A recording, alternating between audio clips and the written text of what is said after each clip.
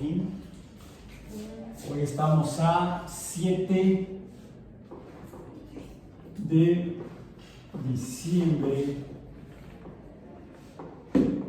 de 2023 en Introducción a la Astrobiología. Bien. Y lo último que hablamos la sesión pasada, en esta semana 4 del trimestre 23 u otoño, fue sobre cómo se forman en planetas que se forman alrededor de estrellas, cómo algunos de ellos se conforman a partir de polvo principalmente, y esa gran masa de materia más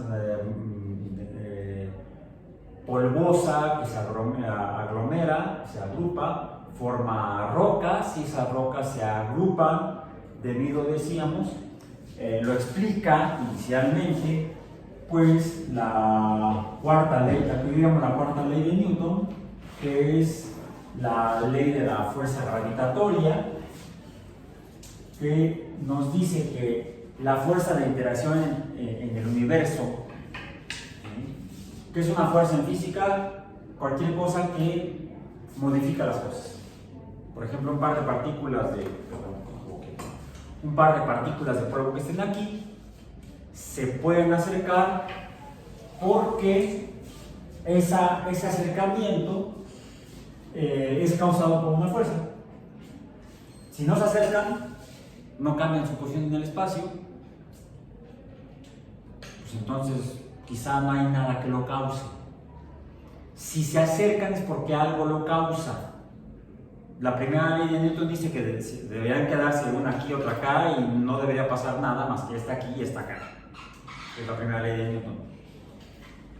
Pero si una se acerca a la otra, o las dos se acercan mutuamente, dice Newton en esa primera ley, en la parte final, que eso sucede porque algo lo causa. Y él llama a esas causas del cambio en el que se encuentran las cosas, que si no se mueven decimos que están en reposo. Si cambian su posición en el espacio, entonces se están moviendo. Cambiaron de reposo a movimiento, y ese cambio de reposo a movimiento es causado por una fuerza. Eso es lo que dice Newton en la primera ley. Bueno, en la cuarta ley, lo que dice es que esa fuerza que causa que materia, masa, cambie su posición en el espacio, y de hecho cambie de la manera en la cual la materia tiende a acercarse a un punto común, no central, pero sí común, esa fuerza la causa la materia misma. Digamos, una partícula y otra partícula, el hecho de que sean partículas formadas por materia causa que se acerquen, que se atraigan. Y de hecho también explica que eso sucede cuando están cerca, cuando la distancia entre ellas, representada como R, pero en forma R en forma cuadrática, o sea, R por R cigarro, más bien R por R cuadrada. ¿Sí? Si la distancia entre estas dos señas es muy pequeña, la fuerza será muy grande. Si la distancia R entre estas dos cosas es grande, la fuerza será pequeña. Por eso es que es inversamente proporcional. Es directamente proporcional a la magnitud de las masas de la materia. Si la materia tiene mucha masa, la fuerza de atracción entre estas dos cosas será grande. Si la cantidad de materia es pequeña, entonces la fuerza de atracción entre ellas será pequeña. Pero si dos partículas por esa fuerza se atraen, pues ahora actúan como una sola partícula de mayor masa. Y si hay otra partícula por acá, pues entonces al tener mayor masa tienen mayor fuerza, y entonces pueden jalar a esa partícula a que se una a ellas, y entonces aumentará la masa, y entonces aumentará la fuerza. Es decir, es un fenómeno que se retroalimenta a sí mismo. Y además, si están más cerca, más fácilmente se pegan, más fácilmente se atraen. Nos falta un número para que esto sea una proporcionalidad, lo que convierte la proporcionalidad en una igualdad del lado izquierdo con del lado derecho es lo que cuantificó Lord Cavendish como la constante gravitatoria universal. Okay. Por cierto, si pueden googlearla, a ver si la podemos googlear. ¿Cuánto mide G?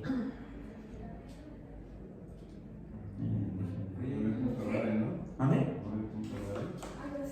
Pero es un número elevado a una potencia decimal. Por 10 a la no me acuerdo qué. Por eso lo voy a googlear porque no me acuerdo. Para eso tengo esta memoria fuera de mi cuerpo, le llamamos memoria extrasomática, ¿bien? Entonces, constante de eficiencia, no. Constante de Planck, constante de Faraday, constante de equilibrio, constante de Lorentz, constante de Boltzmann, constante de Coulomb, constante de gravitación universal, constante dieléctrica, constante de elasticidad, hay un montón. Constante de gravitación universal, me sale que es G, tiene un valor numérico de 6.672 por 10 a la menos 11. O sea, es un número muy pequeño como número. Unidades: newtons, metro cuadrado entre kilogramo cuadrado. ¿Cómo escribiríamos este número si no es en esta forma de potencia de 10? Sería 0.01, 2, 3, 4, 5, 6, 7, 8, 9, 10, 6, 7, 2 newtons metros cuadrados entre kilogramo cuadrado. Esto es lo mismo que eso. O sea, como se dan cuenta, es un número muy pequeño.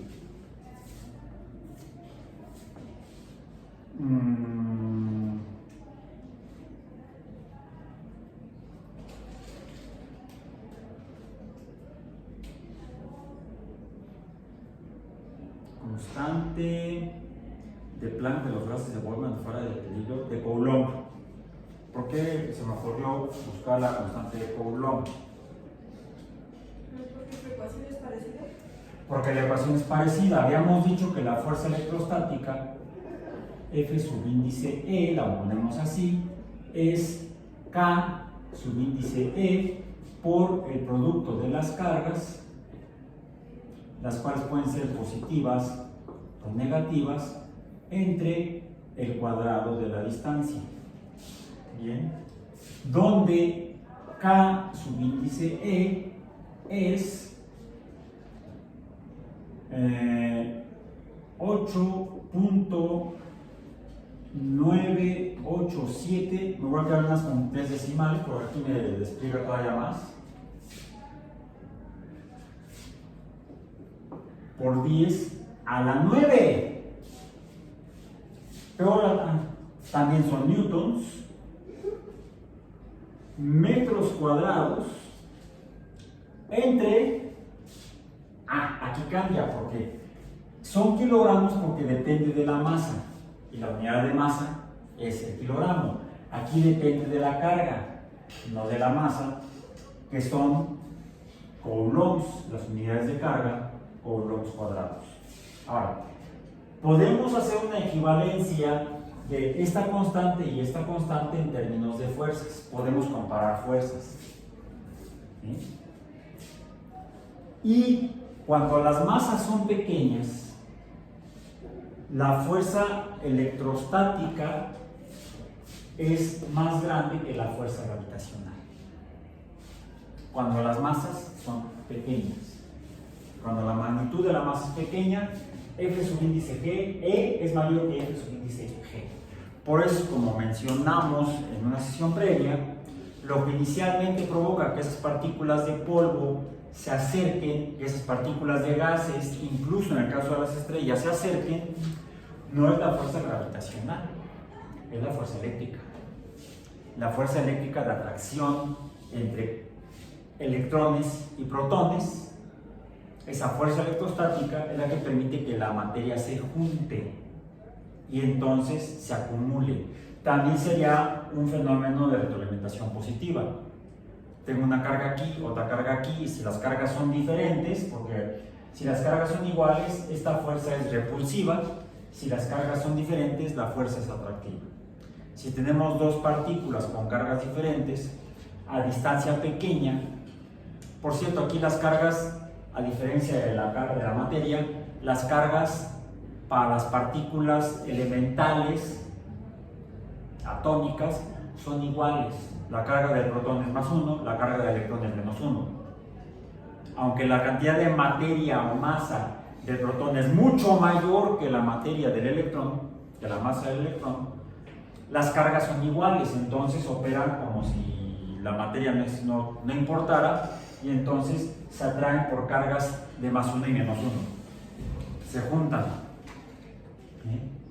Si por ahí hay otro electrón que se acerca al núcleo atómico común de esa masa, el núcleo atómico puede atraer a esa carga y entonces va a provocar un aumento de la materia unida inicialmente por fuerza electrostática, hasta una magnitud tal donde la fuerza causada por la masa sea mayor que la fuerza, incluso hasta repulsiva electrostática. Entonces, quizá las estrellas y los planetas se empiezan a formar impulsados por la fuerza electrostática, y luego, a partir de ese de incremento en la materia que conforma a estrellas y planetas, será la fuerza gravitacional la que esté jalando más materia, ya casi sin importar la carga de la materia que esté ahí rondando a esa gran masa que causa gran cantidad de fuerza gravitacional. Y eso, dijimos, da lugar finalmente, estas dos fuerzas son las que dan lugar a la formación de estrellas y planetas. Bien, ahora, ya las estrellas ya las vimos, lo que nos interesa ahora son los planetas. Y de los que conocíamos inicialmente, recordemos que quien realmente descubre a los actuales planetas es Galileo, cuando se da cuenta que Venus no es una estrella, que Júpiter tampoco es una estrella. Ya lo leímos, bueno, ya lo leí, ya hasta está en el TikTok. Hice un corto del pedacito donde describe Galileo que en el mensajero sideral, que la diferencia vista en el telescopio, a través del telescopio, entre Venus y Júpiter respecto a las estrellas, Sirio y cualquier otra estrella, es que Júpiter y Venus, que son los que él vio mejor, también vislumbró a Saturno, que lo vio como con orejas, y a Marte lo vio muy borroso. No hay registros de que haya visto a Mercurio, pero sí a los otros 4. Todos ellos describen que se observan como globos bien delimitados como cuerpos, ¿sí? Mientras que las estrellas siempre se ven como puntos de luz más brillantes unos que otros. Incluso habla del fulgor o la cabellera que se ve en las estrellas. Entonces ya distingue que las estrellas son diferentes a los planetas, o los planetas son diferentes a las estrellas. Aunque él no alcanza a distinguir características como las que sí vio en la Luna, de que la Luna se parece a la Tierra. ¿Bien? Y ahora tenemos mayores evidencias de que la Luna se parece a la Tierra. Por ejemplo, en esta fotografía. Porque la Tierra sabemos que tiene una superficie sólida. Aquí creo que es lo que se ve en la Luna. una superficie sólida. En la Tierra hay montañas y aquí vemos elevaciones. Aquí se ve presente como una montaña en el borde del horizonte lunar. ¿Sí?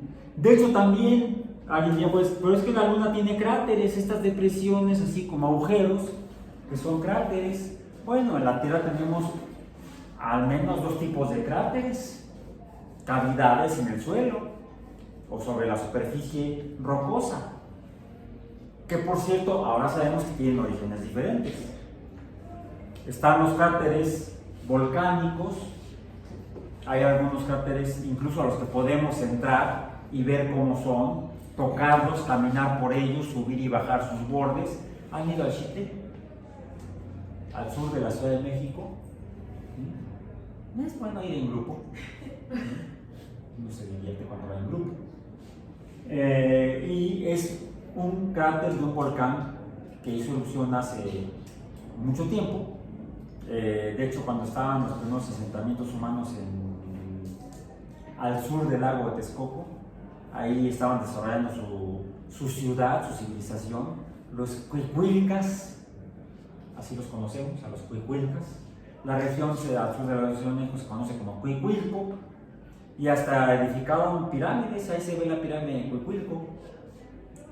Pero esa incipiente civilización resulta que parece que se vio perturbada, quizás está destruida como una civilización organizada, como una ciudad organizada, porque un volcán tuvo a bien hacer erupción al sur de la ciudad de Cuicuilco, el Chitle.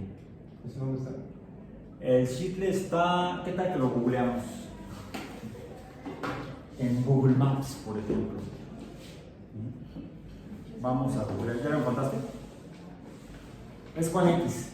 Chitle o Citle, ya ven que luego los españoles es como donde chillan.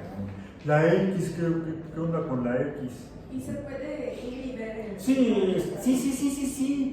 Es más, bueno, estaba yo entrando por Google, no, dije Google Maps. Para ver el mapa. Chitle. No, pero lo puse con C, no es con X. Me equivoco. Chitle, aquí está. Ciudad de México. Hasta viene cómo llegar. Bueno, depende de una hora ahorita. Bueno, no es tanto, porque cuando hay tráfico haces hasta 3 horas. Aquí me lo marca, ¿ven? Ahí está el Chitle. Pero esta no es la imagen apropiada. Sí me dice que está, es más, me dice Volcán Chitle. Chitle, se permiten perros, dice. Chitle Volcán, Adventure Tours. Pero si le pido ver el mapa, o no el mapa, la imagen satelital, me muestra, y aquí sí ya se ve. ¿Hay un alecaro cerca?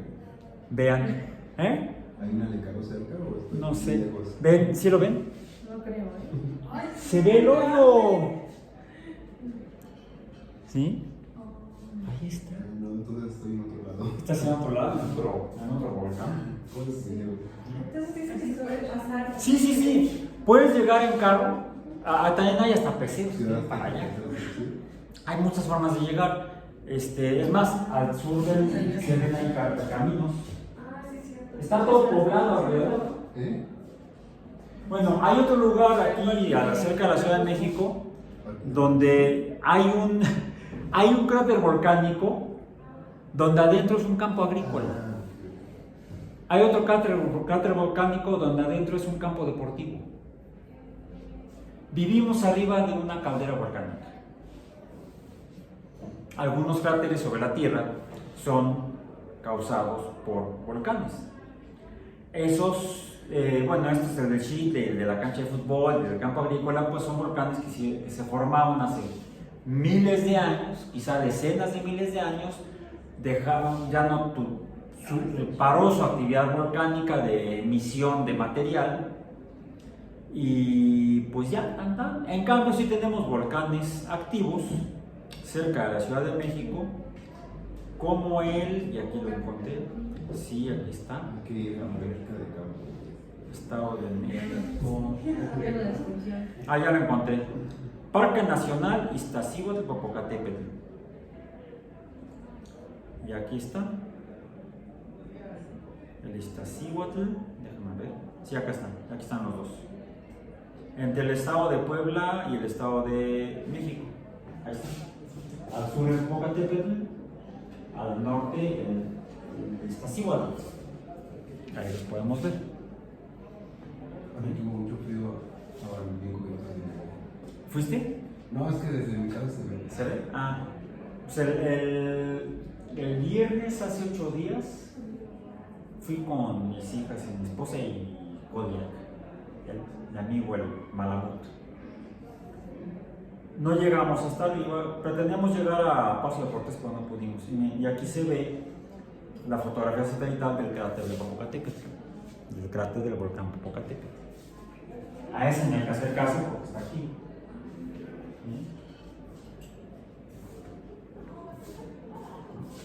Bueno, hay muchos volcanes en la superficie de la Tierra. ¿Sí? Y es por eso que cuando algunas personas, después de Galileo, empezaron a ver la Luna, pensaron que en la Luna debería haber volcanes, porque se ven cráteres. Bueno. Con el tiempo, exploradores en la Tierra encontraron otros cráteres que, curiosamente, algo parecido a todos los cráteres volcánicos es que están casi siempre en la parte superior de una montaña de tipo cónico. Se parecen a conos. Y la parte superior del cono pues, está como cortada y ahí está el hoyo, que sería el cráter. Es decir, esos serían cráteres volcánicos. Pero llegaron a encontrar otros cráteres que no tienen una montaña tan notable, sino es como, casi como si estuviera plana. Algunos intentaron explicarlos como volcanes, pero pues no concuerda con los volcanes que se ven, que se forman, crecen y algunos estallan, bueno, se deforman, y todos los volcanes son montañas más o menos grandes unas, pequeñas otras, y todas tienen un cráter apreciable sobre la montaña. Vamos a decir que debajo del cráter hay una montaña. En cambio hay otros cráteres que no tienen formalmente montañas, se ven más bien como solamente el hoyo. ¿Y cómo se puede hacer un hoyo en la Tierra? Bueno, alguien escarba y puede hacer un hoyo, pero no hay gigantes haciendo hoyos en la Tierra, al menos nadie los ha visto. ¿Puede ser por un impacto de algún meteorito? A veces arrojamos algo en alguna superficie sólida o poco sólida y se hace un hoyo. Es más, no sé si ustedes jugaron canicas cuando eran niños, yo sí, y en el campo de fútbol que era de tierra de la escuela, pues ahí lo que hacíamos es que agarrábamos una canica, la poníamos en el piso y la pisábamos, hasta que la canica, a través de golpear, hacía el hoyo. Ya entonces jugábamos chiras pelas con tu muerto. ¿Sí? Canicas. Eso sería porque estábamos impactando, golpeando la superficie. Superficies más blandas podemos hacer cavidades, hoyos, cráteres, si arrojamos objetos sólidos que golpeen la superficie y la superficie pueda ser sea deformable. Bueno, ¿qué tal que lo que golpea es una masa muy grande sobre la superficie de un planeta? Y si los planetas se formaban por materia que se acercaba quizá a gran velocidad, una vez que había una gran cantidad de materia en planetesimales o en protoplanetas, pues alguno golpeaba y sí, era atraído por la fuerza gravitatoria. La gran masa del planeta atraía una masa más pequeña, pero no tan pequeña, una rocota. Al impactarse contra la superficie, pues probablemente había un hoyo. Y esos hoyos se conocen como cráteres de impacto. Lo que más se observa en la Luna, ahora sabemos, son cráteres de impacto.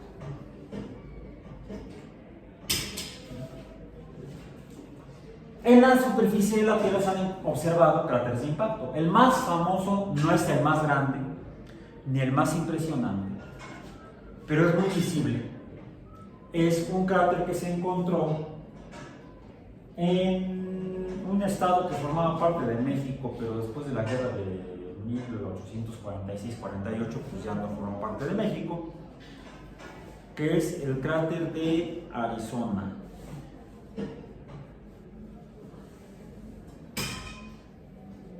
Cráter Arizona. Dice que cierra a las 5 p.m. ¿Cómo llegar en avión? Caminando. Bueno, podría ser.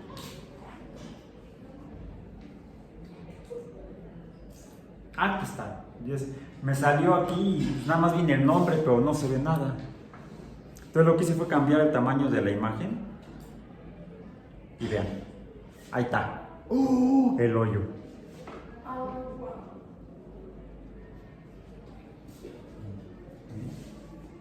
Incluso si vemos acá, hay hasta fotografías. Sí, está esta. Bueno, se ve mejor así de lado. ¿Sí?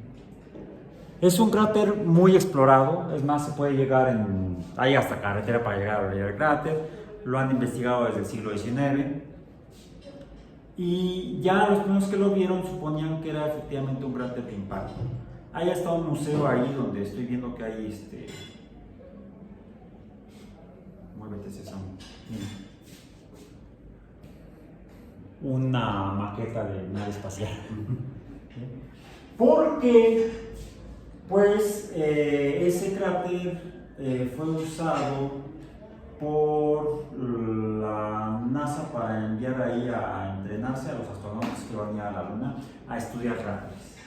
Por cierto, también vinieron a México, también hay otros cráteres, hay cráteres de impacto, pero a México vinieron más bien a zonas volcánicas a revisar tanto y a conocer cráteres de impacto y cráteres volcánicos y zonas volcánicas, campos de lava, para poder entrenarse, porque eran pilotos, no eran geólogos. Solamente uno de los que finalmente caminó en la Luna sí era geólogo, Jack Harrison Schmitt, que todavía vive. Él es el único geólogo que caminó en la Luna. Los demás son pilotos militares, navales, de la Fuerza Aérea o del Ejército o de los marines que caminaron en la Luna. Fueron porque eran pilotos, sabían manejar naves voladoras y los entrenaron en geología para poder explorar como geólogos de campo la Luna y traer muestras. Bueno, vamos en cuanto a la Luna, pero estamos en la Tierra. Planetas. La Tierra es un planeta y eso lo descubrió, lo propuso Copérnico. Copérnico propuso que la Tierra era un planeta. Copérnico, Nicolás Copérnico, fue el primero en proponer que la Tierra es un planeta. Galileo lo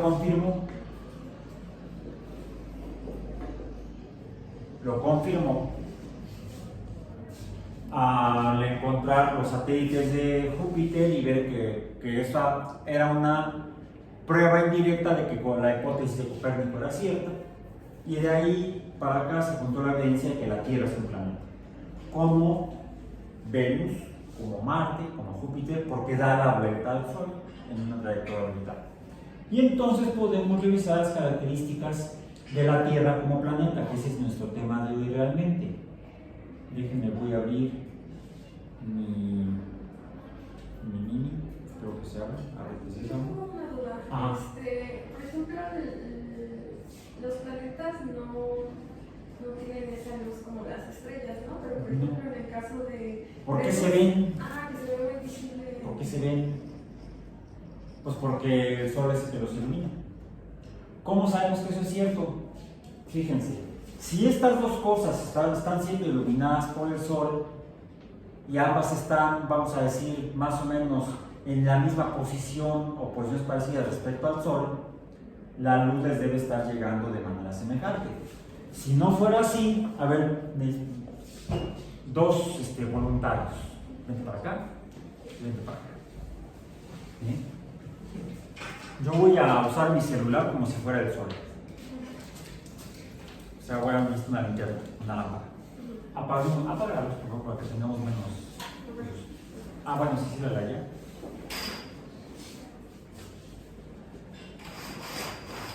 Ya con esto sí. Ya tenemos menos luz externa. Esto es un solecito, ¿sí? Bueno. Hasta para acá para que se vea a cuadro y entonces, ok. Ustedes son dos planetas, ¿sí? Que están orbitando una estrella. Si están en posiciones diferentes, la luz les debe llegar en posiciones diferentes. Está iluminando el lado derecho de tu rostro, del planeta, y es de noche de este lado, es de día aquí, de noche acá. Otro planeta que está en otra posición, en una órbita diferente, es su lado izquierdo, es el que está iluminado, es de día, y el lado derecho es el donde sería de noche. ¿Cómo está la luz sobre la luna y sobre la Tierra? Podemos inferir la posición del Sol por cómo está, cuál parte de la Tierra está siendo iluminada. En esta fotografía sería la parte de la derecha. En realidad los astronautas tomaban la foto así. Sí creo que sí había sido así. Aunque todo el mundo la publica de esta manera, yo la publiqué, aquí está el pie de foto, pues la publiqué así porque se ve más bonita, pero en realidad la tomaban así. Estaban dando la vuelta alrededor de la Tierra, de la Luna, estaban orbitando la Luna. ¿Dónde estaría el Sol? Allá estaban siendo iluminados de esta manera. Entonces, el lado derecho el lado izquierdo de la fotografía era de día y el lado derecho de la fotografía era de noche. El lado izquierdo en la fotografía de la Tierra era el día y el lado derecho de la Tierra en la fotografía era la noche. Por eso solo se alcanza a ver, digamos, Un poco más de la mitad de la Tierra, de acuerdo a la posición de la Luna, que es donde estaban orbitando los astronautas y los astronautas en la nave espacial. ¿Sí? Entonces, fíjense, si así está siendo vista la Tierra desde la Luna, pues la Luna estaría siendo vista desde la Tierra igual. Vamos a hacer un modelo de esta fotografía con ustedes dos. Tú eres la Tierra, que es más grande, tú eres la Luna, que es más pequeña. Vente para acá, no más, así están. ¿Sí? Si la luz, a ver, detén la foto. El Sol está acá, a ver, voltea para allá. Está siendo el Sol iluminado de esta manera. El Sol ilumina la Tierra de esta manera y estaría iluminando la misma cara en la Luna, el lado derecho de la cara. El lado derecho de la cara, el lado derecho de la cara, el lado derecho de la cara. ¿Cómo verías a la Luna desde aquí? En realidad sería más bien como que desde acá más o menos. ¿Sí? Tú estarías viendo una apariencia de la Luna similar a la que sería aquí de la Tierra. No sería luna llena, ni luna nueva, sino que sería una de las fases intermedias. Pues esto nos permite incluso identificar que esta fotografía es real. Porque además el Photoshop no existía entonces. Además, esta foto la tomaron la tripulación del Apolo 8 el 24 de diciembre de 1968. A 175, no mentira, no viene el dato. Ok, bien. Ok, regresense. La Tierra y la Luna. Lo que hacen los planetas como la Tierra y la Luna es reflejar la luz del Sol. El Sol es una estrella, es una fuente de luz y la superficie de los planetas reflejan la luz. Podemos ver entonces la superficie del planeta dependiendo de qué parte esté siendo iluminada. ¿Sí? Voy a mover, que no es el Sol el que se mueve alrededor de la Tierra, pero si el Sol está, vamos a decir, arriba, pues estaríamos viendo toda la cara iluminada de la Tierra, y aquí tengo otra fotografía donde se ve toda la cara de la Tierra iluminada. Porque la nave estaba aquí y el Sol estaba allá. ¿Sí? Vamos a decir, si la Tierra estaba aquí, el Sol estaba acá, los astronautas deben haber estado entre la Tierra y el Sol, que es donde se encontraba la Luna en ese momento, porque no era de regreso. Esta foto la tomaban cuando iban a la Luna. Esto fue de Apolo 17. Bueno. La otra es cuando está acá, y entonces solamente veríamos es decir, no veríamos la superficie del planeta porque está ya toda oscurecida al no estar iluminada. por el Sol. Estaremos viendo el lado de la noche del planeta correspondiente. Déjenme apagar esto. Ok, ya. Entonces estamos entendiendo cómo son los planetas y en particular la Tierra. Podemos entonces definir los parámetros planetarios de la Tierra como planeta. ¿Cómo es la Tierra como planeta? Como negro. En algún lado aquí ya aparecerá. Si no, pues aquí tengo como punto. ¿Cuáles son las características? Ay, ya tengo en la bolsa. ¿Han visto mis anteojos? ¿Común eso? Ok. Entonces, Galileo confirma a través de observar que alrededor de Júpiter hay cosas girando como alrededor de la Tierra hay una cosa girando que es la Luna. Júpiter tiene lunas. Si Júpiter tiene lunas y la Tierra tiene luna, entonces quizá la Tierra sea como Júpiter, un planeta girando alrededor del Sol, que fue lo que propuso Copérnico. Entonces Copérnico propone que la Tierra es un planeta, Galileo indirectamente apoya el dato. Yo apoya porque no es una evidencia directa, es una evidencia indirecta. Otros datos experimentales posteriores confirman que las otras propuestas de Copérnico para proponer que la Tierra fuera un planeta, la Tierra tendría que estarse moviendo. Por ejemplo, debe estar presentando un movimiento de rotación, un movimiento de traslación y otro, debido a que su eje de rotación estaría inclinado, habría lo que llaman la precesión de las estaciones. Googleen ese dato, por favor, que es la precesión de estaciones. Lo incluyen en su reporte semanal. Ese dato, esa definición de ese fenómeno, que es la precesión de los equinoccios. La precesión de las estaciones o los equinoccios. Los equinoccios son momentos específicos de estaciones anuales en la Tierra. Entonces, bien. Entonces la Tierra presenta esos tres movimientos. La Tierra tiene tres movimientos. Primera característica de la Tierra como planeta. Como planeta, que es lo que propone Copérnico y Galileo lo apoya con la observación directa de Júpiter, debe orbitar al Sol, que es una estrella.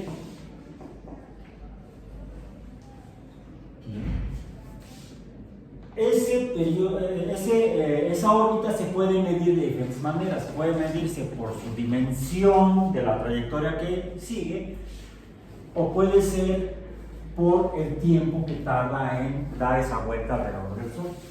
Por cierto, ese tiempo ya había sido medido incluso cuando los humanos suponían que era la Tierra la que estaba en el centro y el Sol el que se movía alrededor del Sol. Y eso lo pudieron hacer observando los cambios en la posición del Sol que ocurren a lo largo del año cuando sale sobre el horizonte.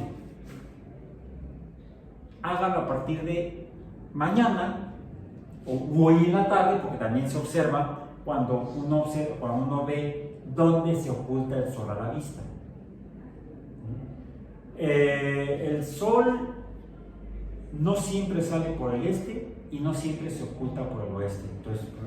Entonces que se sale por el sur y se oculta por el norte, no tanto. Pero sí cambia su posición sobre el horizonte, desplazándose aparentemente hacia el norte y hacia el sur a lo largo de los días. Y eso lo observaron los antiguos cuando suponían que era el Sol el que se movía alrededor de la Tierra. Y viendo cómo era ese movimiento y viendo que se repetía, vieron que ese movimiento se repetía cada 365 días un pedazo, un cuarto de día. Cada 365 días y 6 horas, el Sol vuelve a salir en el mismo lugar sobre el horizonte o se vuelve a ocultar en el mismo lugar sobre el horizonte. Y además, las condiciones ambientales cambian, por ejemplo, en cuanto a la temperatura. Cuando está en un extremo del horizonte, cuando salió en un extremo del horizonte, quizá haga mucho frío, como hoy amanecimos a 9 grados. y dentro de 6 meses va a salir en el otro extremo del horizonte y va a ser un calor de la tostada. Es decir, las estaciones del año son causadas por el movimiento de la Tierra respecto al Sol. En realidad, no es el Sol. Observaban que era el Sol. No pueden explicarlo, pero sabían que había alguna relación entre la posición del Sol y la Tierra con los cambios estacionales en la Tierra. Bueno, y de esa manera, reinterpretado por Copérnico, la órbita del Sol se puede definir, por ejemplo, por el tiempo, que es un año. Que es igual a 365.25 días. 365.25 veces que sale el Sol o se oculta a nuestra vista. Sale a nuestra vista o se oculta a nuestra vista. Eso es el periodo orbital, que es una característica de los planetas. Ya los antiguos, aún pensando que era la Tierra el centro del universo, habían podido medir el tiempo orbital de los demás planetas. ¿Cuáles planetas? Pues desde el que se observaba más lento, Saturno, que se ve a simple vista, todavía se puede ver ahorita, Júpiter, Marte, Venus y Mercurio. Porque su movimiento ya mencionamos que era como errante, como errático, pero ese movimiento errático se repetía cada n números de días, semanas, meses o años. Y ya ese movimiento errático lo midieron los antiguos, como las orbes u órbitas de los planetas. De ahí la palabra órbita. Viene de la medición de los periodos de apariencia de posición de los planetas antiguos desde la Tierra. De ahí viene la palabra órbita. El periodo orbital de los planetas era para Mercurio de 88 días. 88, aquí tengo el dato. Periodo orbital, 88 días. Para Venus, 88.0 vamos a poner. Suena como estación de radio. 88.0, ¿se acuerdan? Para Venus, 224. 224.7. Para la Tierra, 365.2. Para Marte, 687.0. 687.0. Para Júpiter, 431. No, ya no, mentira, así no es. 4.331, me equivoqué. 4.331.1. No, 31. No, 31 no tiene punto. No tiene punto. Ya es un número muy grande. Días terrestres, días de la Tierra. ¿Sí? Días terrestres. Días de la Tierra. Para Saturno, 10.747. 10.747. Vamos a ponerlo en años. ¿Cómo lo hacemos? Dividimos este número entre 365.25. Saquen su calculadora o saquen su celular y úsenlo como calculadora y denme estos números. En años. Vamos a poner acá el número de años. ¿Cuánto es? Comencemos por Júpiter. No, por Saturno, que es el más lejano de los antiguos. Estos son visibles a simple vista. Visibles, vamos a decir, sin telescopio. Pero los vemos como puntos de luz sin telescopio. los podemos ver sus discos con telescopios. Bien. ¿Cuál es entonces el periodo orbital de Saturno en años terrestres? Salió de 29.85. 29.8 años. 42, ¿no? ¿Mande? 42.4. 29.4. Aquí somos democracia y entonces por mayoría. No, se llama cotejo. Sí, cierto, por el 105. Sí, 29.4.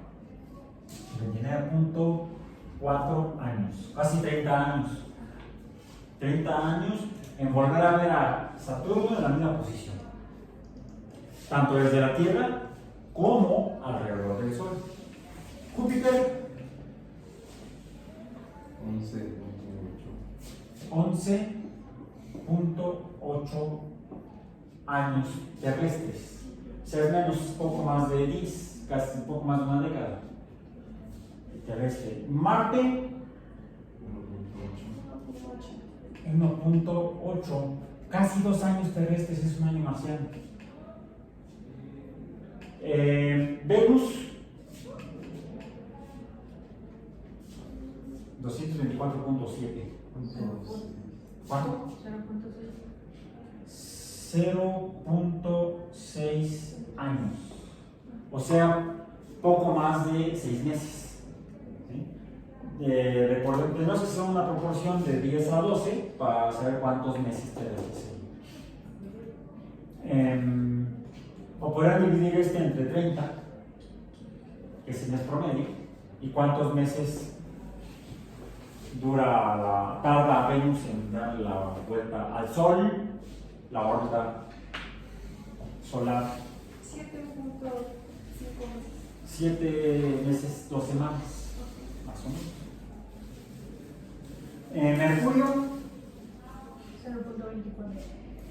0.24 años. Si lo dividen entre meses, entre 30, sería menos de 3 meses, ¿no? 90 días serían 3 meses, serían ¿cuánto? 2.9. 2.9. Si un mes tiene 30 días, 9 por 3, 27. Sería como menos 3 meses, como un mes, 3 semanas y media más o menos. Lo que tardaría Mercurio en darle la vuelta al Sol.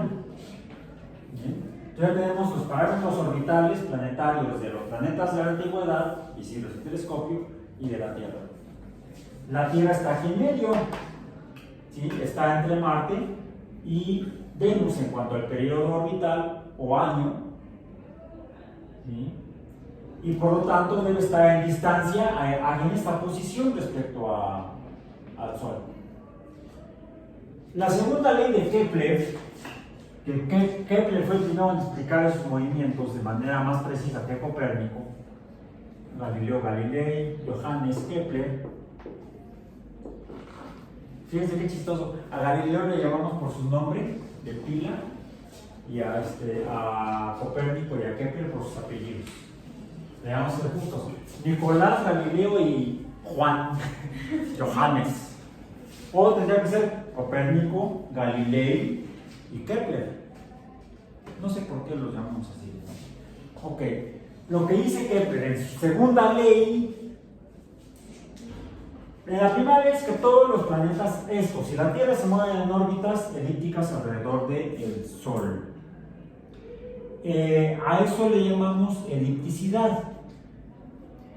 Déjenme ver, no viene el dato de elipticidad, pero sí vienen la distancia más cercana al Sol y la distancia más lejana al Sol. Es el perihelio, la más cercana, y el afelio, la más lejana.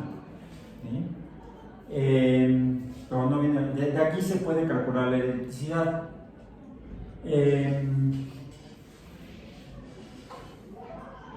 Porque todos los planetas se mueven en órbitas elípticas, la primera ley de Kepler. Vamos a decir, la primera ley de Kepler dice que las órbitas son elípticas.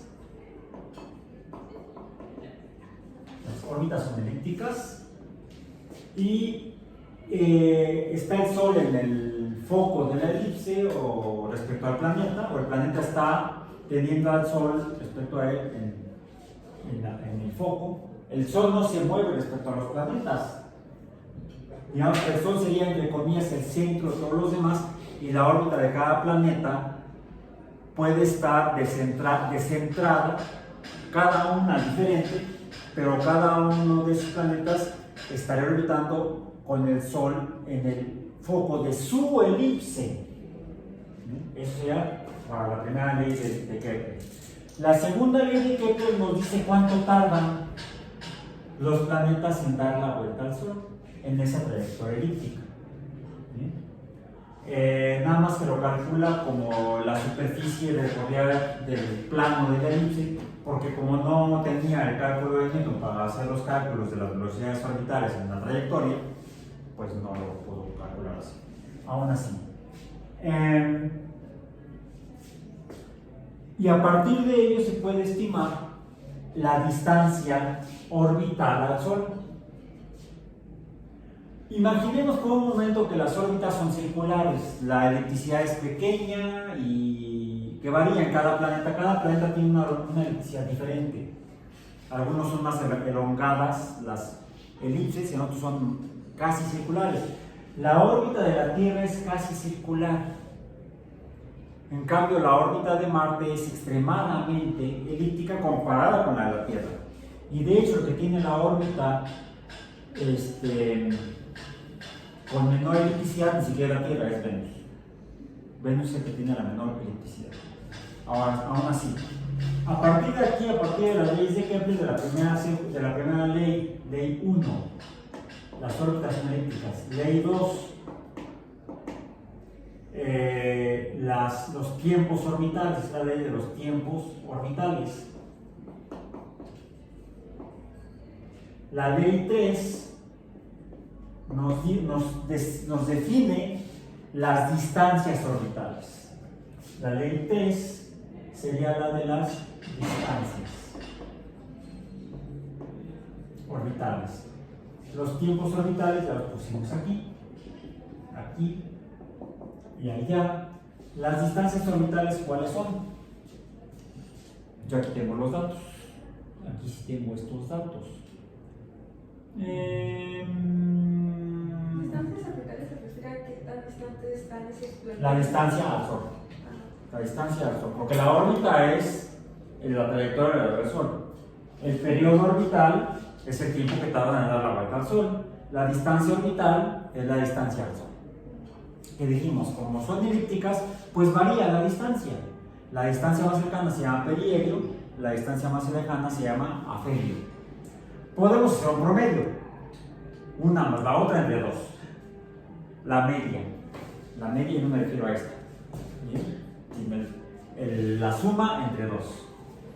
La distancia al Sol de Mercurio es de 57.9.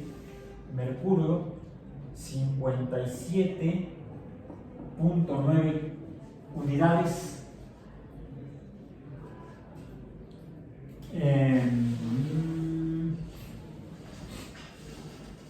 Vamos a poner a las distancias en 10 a la 6 kilómetros. ¿Cuánto es eso? 10 con 6 ceros. Así. ¿Qué número? ¿Qué cantidad es? Escríbelo, dibújalo a ver para que te acomodes con eso. Millón. 10 a la 6 es mega. 10 a la 3 es kilo. Kilogramos, miligramos. ¿Sí? Kilómetros son 1000 metros. Pero 10 a la 6 es 1 millón. O sea, es mega. 10 a la 9, giga. 10 a la 12, tera. 10 a la 15, un chingo. Mucho. Ok. Son 57.9 millones de kilómetros. La distancia de Mercurio al Sol. Venus, 108.2. Suena a la estación de FM.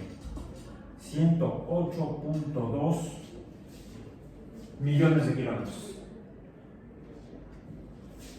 De la Tierra, 140 no, mentira, están en la Tierra. ¡Oh, la Tierra está acá arriba! La distancia, la órbita del Sol, la distancia es de, vamos a ponerlo acá arriba. Son 100, ¿qué dije? 149.6 millones de kilómetros. O sea, casi 150 millones de kilómetros. De hecho, el perihelio o más cercano es 147.1 y el afelio es 152.1. O sea, es más de 150 millones de kilómetros. En números redondos podemos decir que la órbita terrestre o la distancia de la Tierra al Sol media es de 150 millones de kilómetros. Bien. Luego, Marte está más lejano. ¿Qué tanto? ¿Qué tanto es tantito? 384.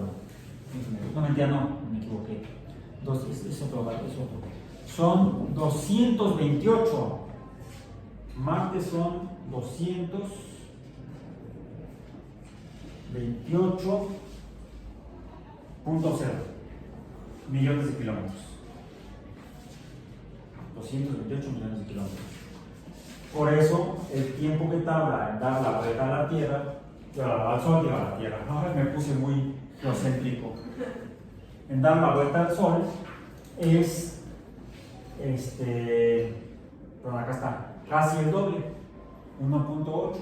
Si estuviera a 300 millones de kilómetros, sería el doble.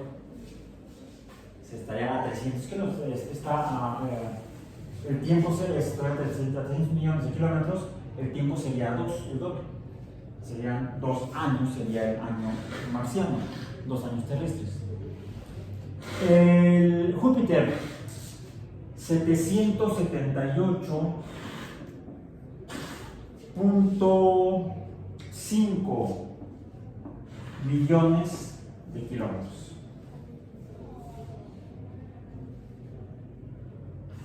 Y Saturno, cuya órbita es de casi 30 años, es así de tardada, de lenta, porque está a 1432.0 millones de kilómetros. Está a poco menos del doble que Júpiter. Júpiter está a 7.7 por 10 a la 8. Sería 7.8 si ponemos el punto decimal. Y en cambio, Saturno está a 14.3 por 10 a la 8 kilómetros. Está casi al doble de distancia. Fíjense, 5 Mercurio. Podemos decir 5 por 10 a la 7 kilómetros, si lo ponemos con un solo decimal. Venus, al doble. 5, el doble es 10. Luego, 10, el doble sería 20. O sea, la Tierra no está al doble de la distancia de Venus, sino que está como a 1,5. ¿Sí? De 108 a 150, como que es 1,5 veces la distancia de Venus al Sol, la distancia de la Tierra al Sol. Está un poco más del doble Marte que Venus. A 100 millones, 120 millones, casi 130 millones Marte. Como que la Tierra está en un lugar que no debería estar, pero aquí estamos. Júpiter, pues ni fu ni fa. Marte, Júpiter, como que aquí falta algo, ¿no? Podríamos estar a la Tierra y tendríamos 5, 10, 20, el doble de 20 sería 40, ¿no? Debería haber algo, aquí debería haber algo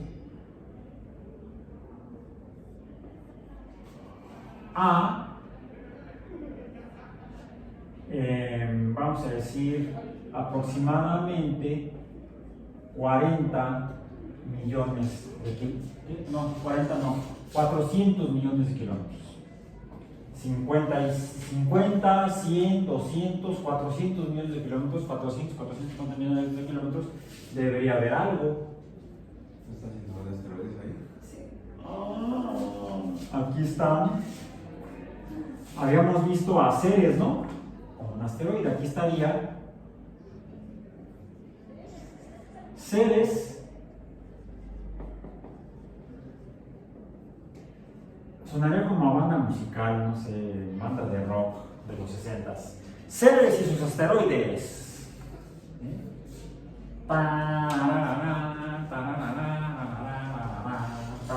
Que esa no es de Ceres y sus asteroides. Esa es de. Se me fue el nombre del loco que tocaba esa.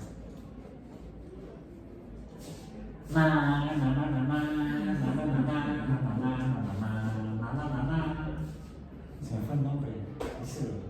Sabe mucho. Sí, soy de la época del rock de los 70s. Es de esa época esa pieza. Ceres y sus asteroides los descubrieron entre Júpiter y Marte. La distancia de Júpiter, fíjense, 7.78 por 10 a la 8 sería casi 8. El doble de 400 serían 800. Si esto lo redondeamos, serían 800 millones de kilómetros. Al doble de 800 serían 1600. Bueno, ya Saturno no está tan lejos, está un poco más cerca. ¿Por qué está más cerca? Al Sol, que lo que debería estar como a 160 millones de kilómetros. Bueno, si nada más vemos el 7, sí se ve como que es el doble. El doble de 7 es 14, pero bueno, está más cerca de lo que debiera. ¿Cómo son? Actualmente, bueno, se pudieron calcular sus distancias con base en esto, y con base en los periodos orbitales se pudieron calcular sus distancias, y actualmente están verificadas, medidas, y tenemos entonces, vamos a poner un paréntesis porque se supone que estamos hablando de la Tierra. Estas son las imágenes tomadas por diferentes naves espaciales de la NASA de los 8 planetas del sistema solar y la Luna. ¿Sí? Fíjense, pusieron a la Luna y no pusieron a Plutón.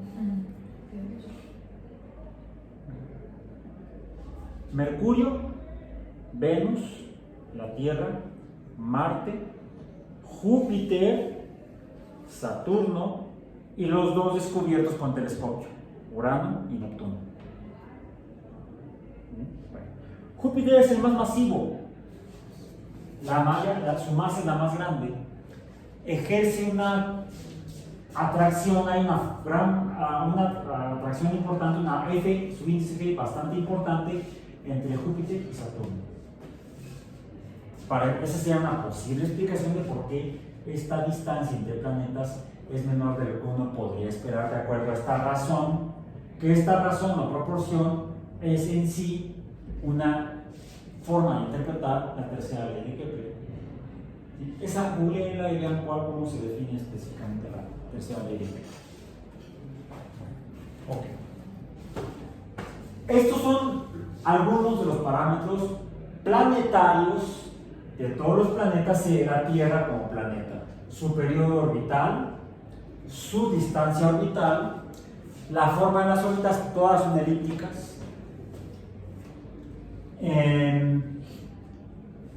Pero también vemos que hay diferencias entre ellos.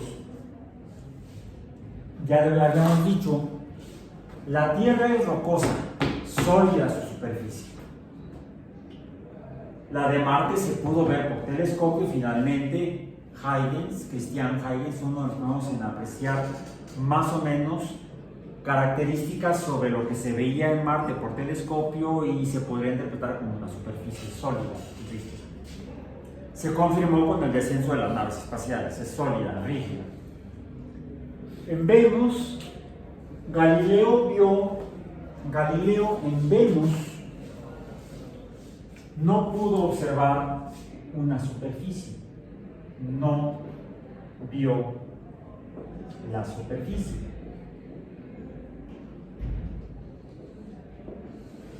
Sino nubes. ¿Cuál es otra característica que distingue a la Tierra de otros cuerpos que orbitan al Sol? Como la Luna. ¿Qué no se ve en la Luna?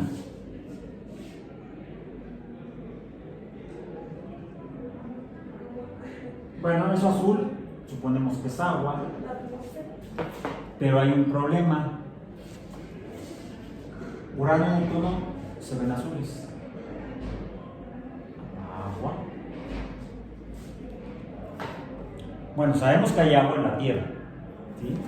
Esta es otra fotografía. Esta es de la estación espacial orbitando la Tierra. Quizás se veía así, ¿sí? Y porque orbita, bueno, es que orbita más o menos así de esa manera. Y esto es agua, son océanos, pero también tenemos vapor de agua en la atmósfera. Y el vapor de agua visto de lejos se puede ver así. También el nitrógeno se puede ver así. El nitrógeno es azuloso, pero también el oxígeno, también el agua. ¿Sí? Dispersan la luz azul estos tres cosas químicas, sustancias químicas. Pero ¿qué vemos aquí en el borde? Una capita azul que está dispersando la luz que le llega del Sol. Se ve mejor en esta fotografía que en las otras dos que vimos, las de Apolo 8 y Apolo 13. Apolo 17, perdón. Apolo 13 tuvieron demasiadas broncas como para andar tomando fotos. Esto es la atmósfera. Esa pequeña capa que se ve aquí es todos los gases que hay sobre la superficie de la Tierra. No hay más. Ahora, no hay más y no hay tanto porque por eso se puede ver la superficie de la Tierra. En cambio, en Venus, lo que Galileo vio fueron nubes. Esto que vemos aquí en Venus es una imagen no obtenida mediante fotografía. Es decir, una fotografía es el registro de la luz. Foto, luz, grafos, imagen o registro. Las fotografías registran la luz. Esto sí es una fotografía de Júpiter, una fotografía de Saturno, una fotografía de Urano, de Neptuno, de la Tierra, de la Luna, de Marte, de Mercurio, pero de Venus no es una fotografía. Es una imagen generada a partir de otros datos que se obtienen con otro tipo de luz, no de luz visible. En luz visible uno ve, como Galileo, sobre Venus nubes. También ve uno en la Tierra, también una característica planetaria de la Tierra es que también tiene nubes. Y esas nubes son de agua principalmente. Las nubes de Venus no son de agua. Las nubes de Venus son principalmente de CO2 y compuestos de azufre. Hay algo de agua, pero reacciona con el azufre y forma ácido sulfúrico. No es muy agradable, no sería muy agradable estar parado en la superficie de Venus. Otra característica, bueno, tenemos gases, vapor de agua, oxígeno, nitrógeno en la Tierra, sí, la atmósfera, tenemos gases, tenemos otros gases, que son nitrógeno, N2, oxígeno, O2, vapor de agua, H2O, tenemos dióxido de carbono, CO2. Todo esto a una presión igual a una atmósfera, al nivel del mar, porque también hay agua. Aquí hay agua, es más, vamos a ponerlo así como agua. Vamos a ponerle, también hay H2 subíndice L, o sea, agua líquida en la Tierra. En Venus parece que no hay agua líquida.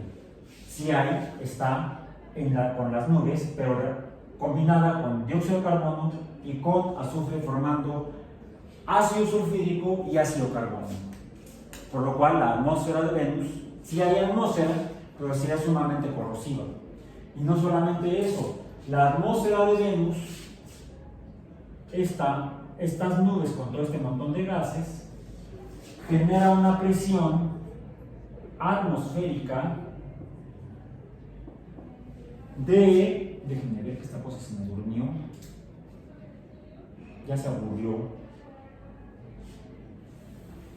La presión atmosférica en la Tierra, una atmósfera. La presión atmosférica en Venus, 92 atmósferas.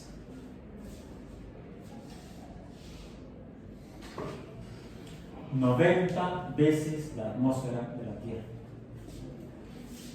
¿Qué es presión? Recordemos que presión es fuerza entre área.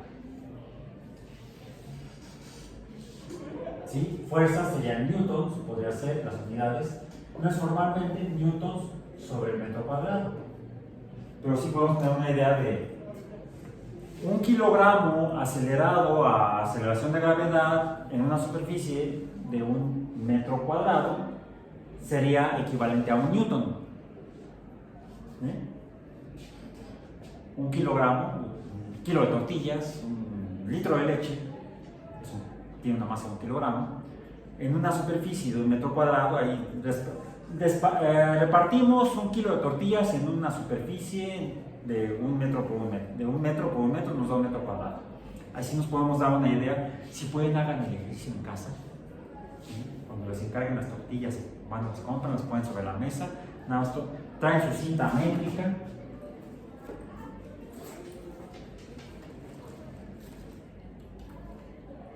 Yo aquí tengo una que me tuvo a bien regalarme un alumno. Sacan su cinta métrica, 1 metro, de hecho es de 1 metro, es una cinta métrica porque es de 1 metro. Encima de la mesa miden 1 metro por 1 metro, ya tienen 1 metro cuadrado y distribuyen las tortillas. Esa cantidad de masa de tortillas, masa cocida de tortillas, vean qué altura tiene, equivaldría a una columna de 1 metro por 1 metro de aire por encima de ustedes, hasta donde acaba, hasta donde comienza el espacio. ¿A qué altura se encuentra? ¿Dónde comienza el espacio en esta fotografía? ¿Qué altura hay aquí? Esa capita azul, ¿qué altura tiene? 100 kilómetros. 100 kilómetros. A 100 kilómetros ya hay tan pocos gases en la atmósfera que se consideran, eso propuesto por Kármán, se conoce como la línea Kármán, es donde por consenso se asume que inicia el espacio extraterrestre, el espacio exterior a la Tierra. Terminemos. Eso sería entonces una presión de una atmósfera. 1 kilogramo, no mentira, la atmósfera no es 1 kilogramo, pero una presión de 1 kilogramo, ¿cierto? No, aquí. La idea es entender qué es la presión y qué tanto es. Porque no, la atmósfera, busquen los datos equivalentes en kilogramos de la atmósfera. No sé. Pasa que aquí el dato lo tengo en atmósferas. También se puede medir, decías, en Pascal. ¿Alguien dijo pascales? No, eso fue en la clase de física ayer. Ayer vimos presión, entonces. Pues pascales, sí. Ok. Que es 1 kilogramo. Lo que dije ahorita fue un pascal, no una atmósfera. ¿Cuántos pascales es una atmósfera? Vamos a ver, presión atmosférica, para corregir el dato que dije yo mal hace un momento. Sería presión alta, presión arterial, presión baja, presión normal, presión atmosférica. Bien, dice chirin chin chin, chirin chin chin. Presión atmosférica. Viene la fórmula. No, quiero el número, el dato. Meteorología, presión atmosférica. Presión atmosférica, ¿qué es y cómo se mide? Valor, aquí está. Aquí está. 1013 hectopascales. O sea, es más grande. Perdón, no es un kilogramo de aire, qué bueno. Estamos al final. La presión atmosférica entonces es de. Esta es igual a 1013 HPA, hectopascales. Y un pascal es un kilogramo sobre metro. Es un newton sobre metro cuadrado. Eso es un pascal. ¿Bien? Si no me equivoco, cotejen, corrijan. Bien. Ok. Normalmente se toma como referencia a la presión atmosférica que existe a nivel del mar. En dicho nivel, su valor normal se considera que es de 1013 HPA o 1013 milibares. Una atmósfera o 760 milímetros de mercurio. Ok. Bueno, no importa. En cuanto a la comparación de planetas, Venus tiene una atmósfera 92 veces más. Presión 92 veces mayor a la presión atmosférica terrestre. ¿Cómo estaríamos en Venus? Aplastados. Aplastados. ¿Sí? Además de corroídos, aplastados. ¿Cómo quiere morir usted? ¿Corroído o aplastado? Pues en Venus es corroído y aplastado. Un último dato que es importante para esto. Temperatura media. A ver, el Sol emite luz, fuente de calor, luz y otras formas de energía. Y debido a eso hay vida en la Tierra, hay agua líquida. ¿Cuál es la temperatura? La temperatura, vamos a ponerla con anaranjado aquí, o con negro aquí negro. ¿Sí? La temperatura en grados Celsius, vamos a decir, que no es la escala, no es la unidad de temperatura formal. La unidad de temperatura formal, ¿cuál es? El Kelvin. El Kelvin, ni siquiera, no es grado Kelvin, es Kelvin nada más. Que es igual a. Otro que se quiere quedar sin termo. ¿Es metálico ese? Bien pensado. 0 grados Celsius son 273.15 grados. 233.15 Kelvin. ¿Ok? Esos son 0 grados Celsius. 100 grados, a esa temperatura el agua se congela.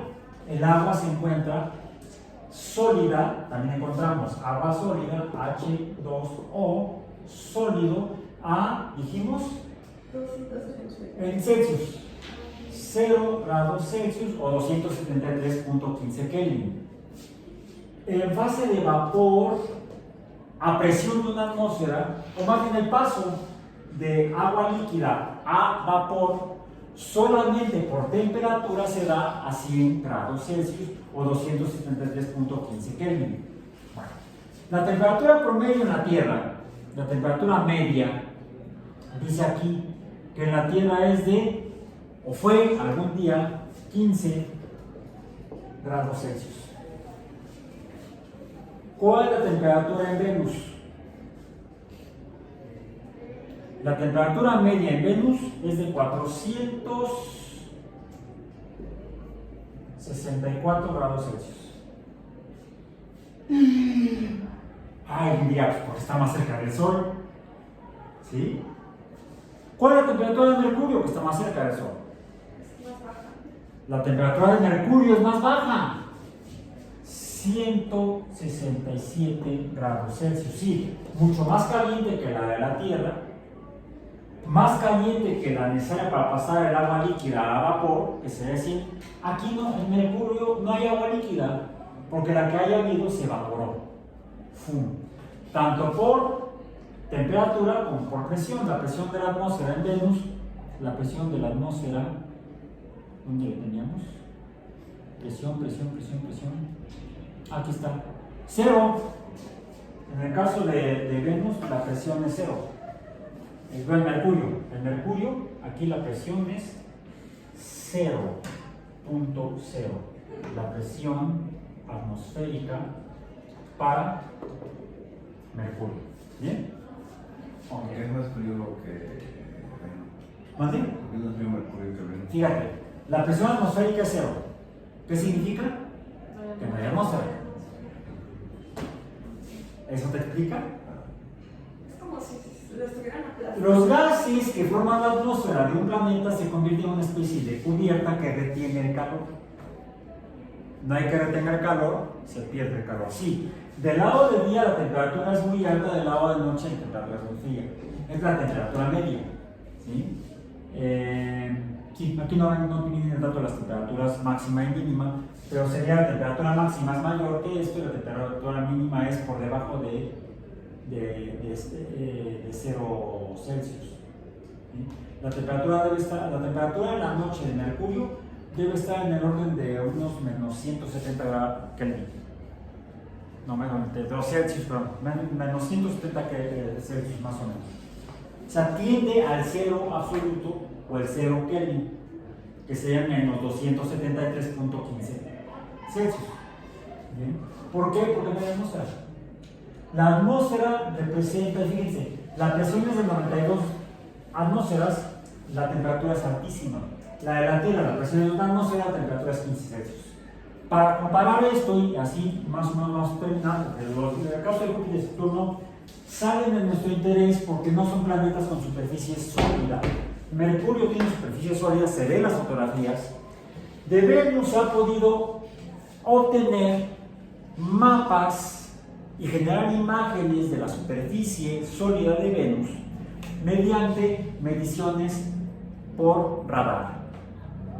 La superficie sólida refleja las ondas de radio y entonces podemos hacer mapas por radar de la superficie de Venus. Esta es una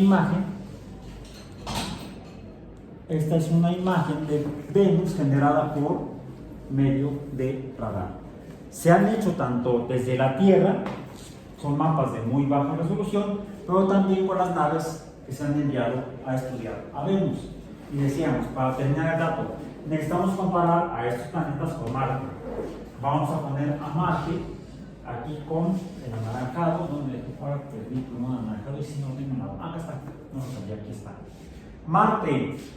Marte, su temperatura media es menos 65, sí, menos 65 grados Celsius. La temperatura de Marte es de menos 65 grados Celsius, la temperatura media. La presión atmosférica es de, en el caso de Marte, la presión atmosférica es de 0.01 atmósferas. Mientras que la atmósfera de Venus es casi 100 veces la atmósfera de la Tierra, la de Marte es 100 veces menos la atmósfera de la Tierra. Pero de Marte hablaremos la próxima clase, porque hoy, con estos datos, hoy es suficiente. Bien. Revisen, esta referencia que estoy usando debe estar en la lista de material de referencias que están en el CIPI, ¿sí? Que es una página web de la NASA, donde se titula la hoja de datos planetarios del Sistema Solar. Entonces nos vemos el próximo martes. Por hoy terminamos.